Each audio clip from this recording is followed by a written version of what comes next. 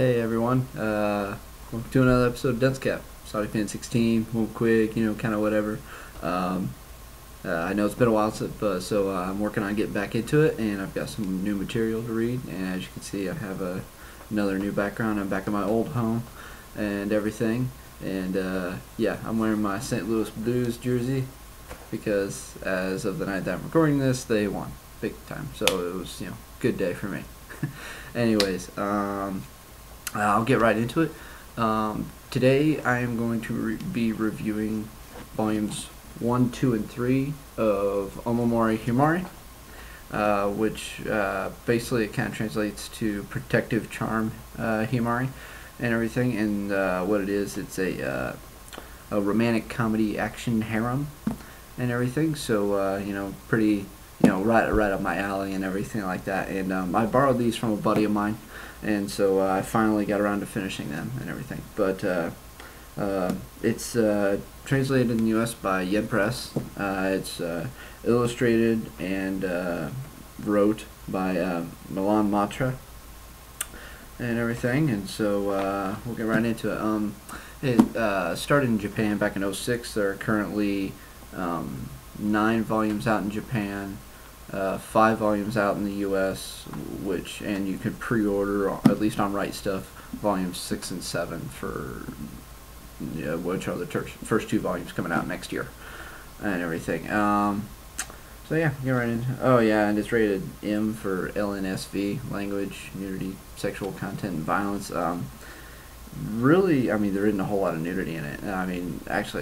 Besides, some bare asses, I really can't, tell. There's barely there's not even nipple slips.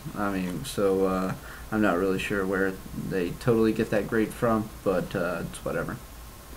So anyways, the illustration's pretty good and everything. It's to me, it suits it suits it pretty well fine.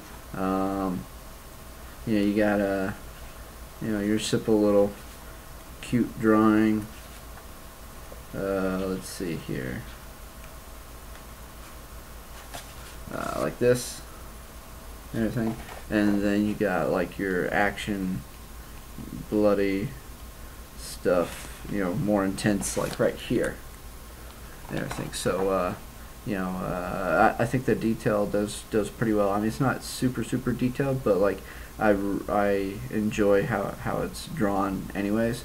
So yeah, this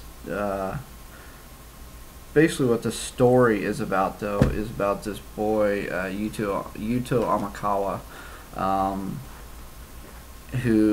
he is the last descendant of the Amakawa clan, which is one of the great, I think it's like 7 or 9 families in the world that are demon slayers, and there is all sorts of kinds of demons and everything. And like his parents died like 7 years ago, and so he's been living on his own next door to like his childhood friend, which of course is a flat-chested girl, who's interested in him, but she's the tsundere type, so.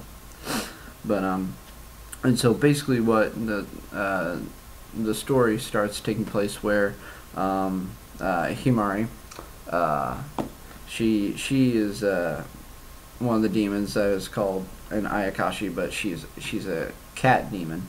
And what it is her family, after being spared by one of Yuto's ancestors, their families combined forces and everything, and so now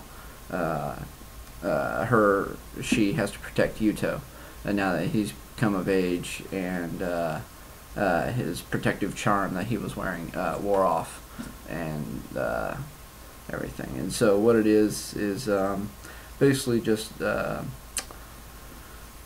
kind of those two going along, meeting up with other Ayakashi that are trying to kill him. Others are just wanting to observe him, and then slowly, and they're all girls, of course, so he's slowly building his harem up. Later on in towards the end of volume 3, or halfway through it or whatever, another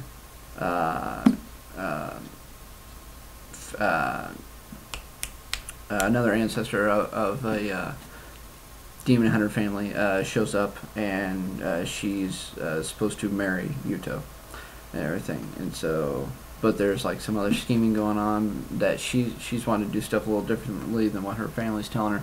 So yeah, but no, primarily it's Himari and Yuto that are the primary focuses of here. But then you of course got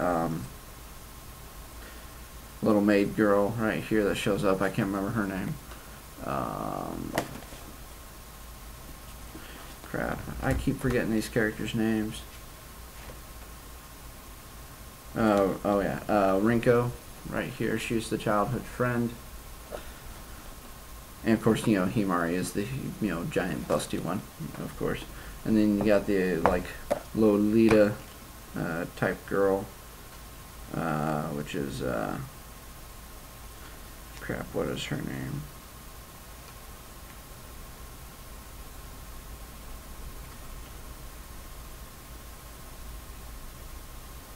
Oh well, that's no big deal. Alright. And so that's basically, you know, kind of the gist of it and everything. So yeah, and I guess I kind of already talked about stories, character, blah. I'm getting really out of this, my bad. So anyways, I enjoyed the first 3 volumes.